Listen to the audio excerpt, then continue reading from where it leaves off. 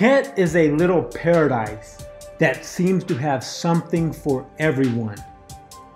You can rent a scooter or car, take a taxi or a tuk-tuk, and explore the city and the surrounding areas.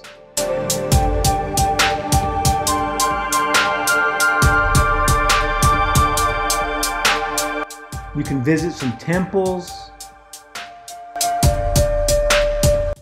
with, to me, Big Buddha being the most amazing. You can go shopping.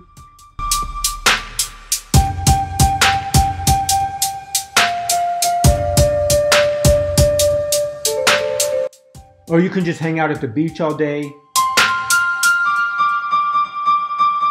Now this is Patong Beach, and supposed to be the most touristy and the most populated beach.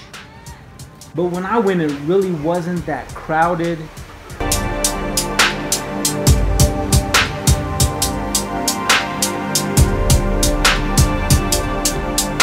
There were even some areas that were like, where I was like on a private beach. So the food is probably the biggest attraction, not only in Phuket, but in all of Thailand. And somehow I lucked out and stayed right next to this food market. It was open 7 days a week, and it opened in the evenings. And it had incredible food. You can get really fresh seafood.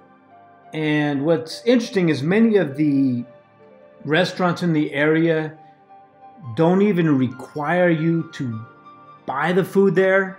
I mean, you can go to the grocery store and buy some food and they'll actually cook it there for you, obviously for a price, but that was a really cool option. Now this is another weekend market. It's only open on the weekends, and it's in Old Town Phuket. Now this place gets really crowded, and again, it has amazing food.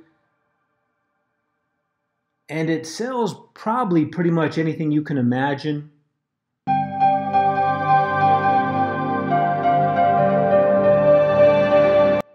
For some reason, I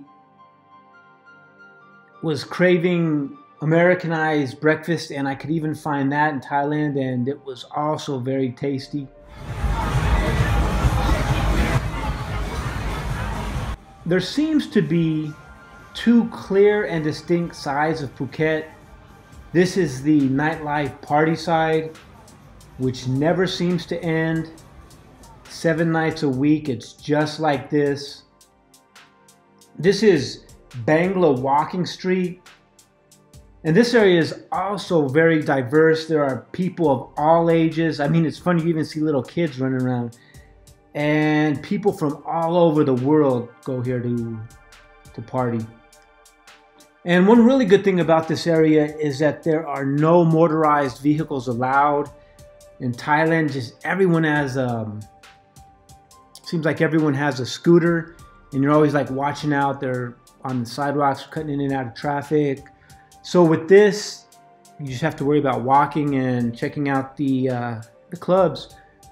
Obviously, the theme on Bangla Street is go-go dancers, go-go bars. There are girls everywhere. Both sides of the street have these go-go bars with these go-go girls dancing. Now, the strangest thing to me is that in all of Thailand and in Phuket, people don't really seem to drink that much. I mean, for blocks and blocks, it's a huge party, but you rarely see people with beers in their hand, walking with beers in their hand.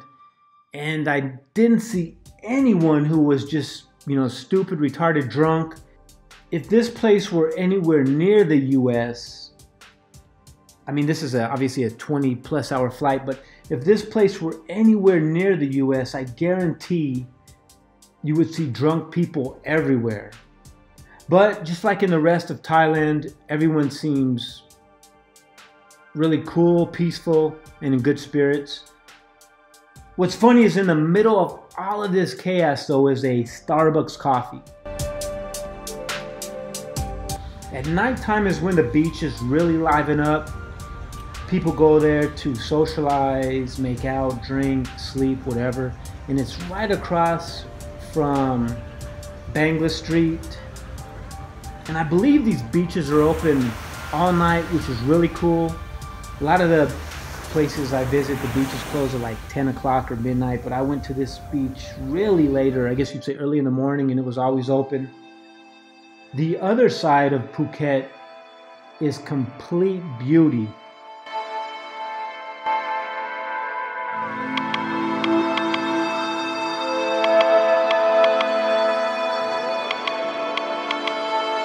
I decided to go elephant trekking and found it pretty fun.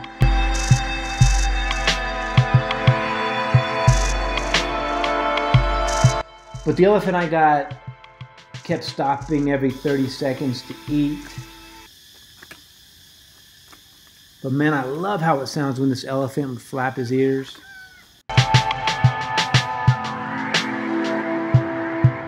These elephants can perform some amazing tricks.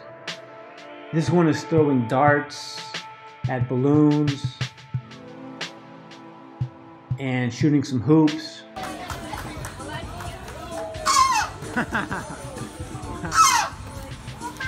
And it's funny how excited these elephants get when you applaud them. I don't know why, but it just fascinates me how trainable these huge elephants are.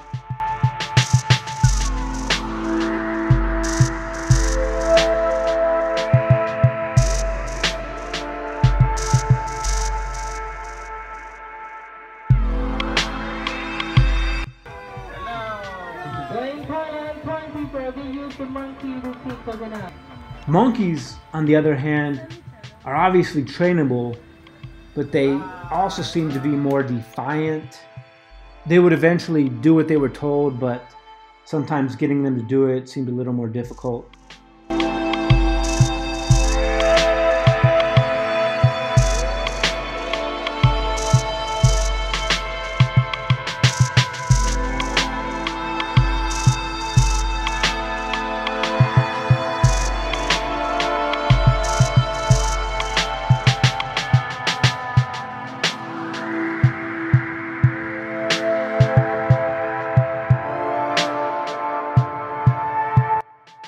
So it's off to Big Buddha. Seeing Big Buddha was without a question the best part of my trip to Phuket. Now it was pretty far from Patong Beach, but definitely worth the trip. The 360-degree views were unbelievable. Big Buddha is on top of this mountain, and once you drive up to the top of the mountain, you still have a decent uphill walk to get to the actual statue. And I've heard that a lot of Muay Thai and MMA fighters who are visiting or living in Phuket will run up the mountain, which I believe is a 3-mile uphill run, and then, you know, work out or run the stairs up to the statue for their cardio training. And like I said, visiting Big Buddha was definitely the best part of my trip.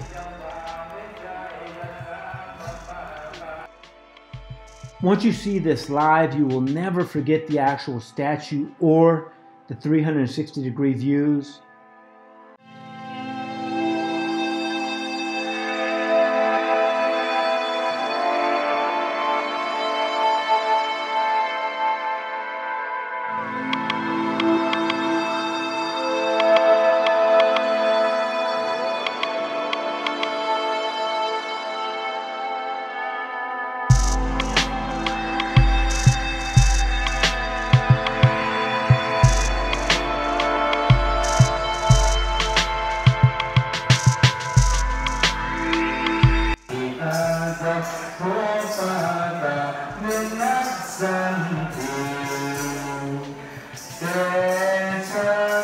On the ground level, they do sell merchandise like mala beads and bracelets and accept offerings to, I guess, to keep the place up.